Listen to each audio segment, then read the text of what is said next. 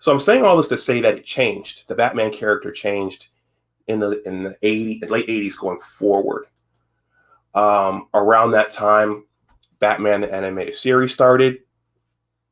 And if I recall correctly, I do remember at least my last 2 years of high school coming home and watching Batman the Animated Series. It was very mature.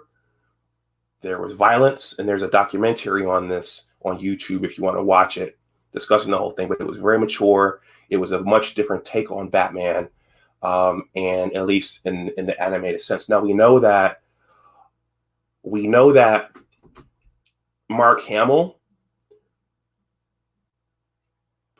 did a really good job playing the Joker, voicing the Joker for this iteration of Batman.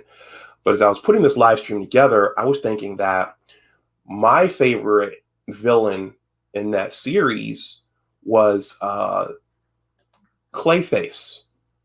And I didn't really have any experience with Clayface up to that point. But it turns out that Clayface, just briefly, the story revolved around this actor, Matt Hagen. And Matt Hagen was a very accomplished actor. Somehow his face became deformed, and he started taking this substance.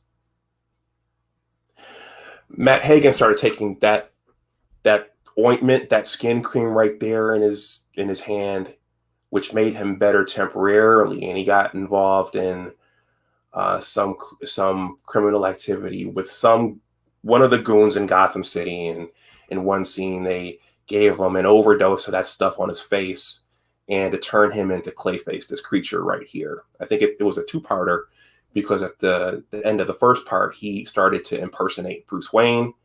And then at the end of the second part, when Batman defeats Clayface, Batman's talking to Alfred, and he realizes, okay, Clayface probably faked his own death. So he's probably still out there running around somewhere.